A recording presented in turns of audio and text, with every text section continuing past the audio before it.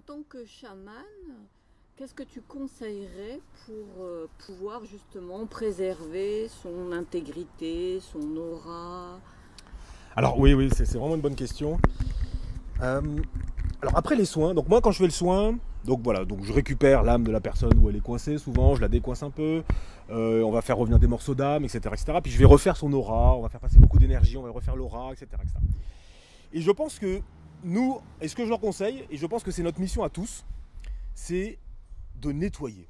C'est-à-dire que nous, on doit nettoyer, donc de la même façon qu'on nettoie notre maison, qu'on passe le balai, qu'on prend des douches pour se laver, on doit nettoyer notre aura, on doit faire passer de la lumière dessus, enlever les zones sombres qui peuvent s'accumuler au fur et à mesure des journées. On doit le faire, parce que voilà, c'est ça notre mission, on doit faire ça. Parce que le fait de laisser notre âme de laisser notre aura la plus propre possible, en dégageant les choses les moins lumineuses, ça permet à la lumière de passer et ça nous permet de vivre notre vie, quoi. On n'est pas coincé. Par contre, si on laisse les choses s'accumuler, à un moment on est coincé. Hein. Si on laisse la saleté s'accumuler devant la porte, à un moment on ne peut même plus ouvrir la porte, quoi. Voilà.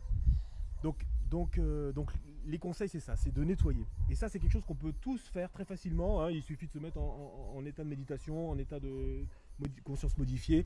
Et on peut facilement visualiser de la lumière, nettoyer.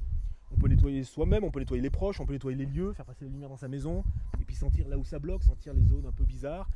Et puis là, essayer de nettoyer, et puis si on n'y arrive pas, on peut demander de l'aide. Hein. Donc il y a des gens qui ont des capacités, des fois pour aider à un endroit précis, puis ou chaman qui lui pourra faire ça aussi.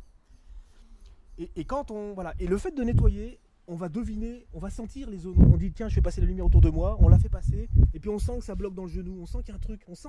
Puis on dit mais oui, mais en plus j'ai mal au genou, il y a un truc qui ne va pas dans le genou, on le sait.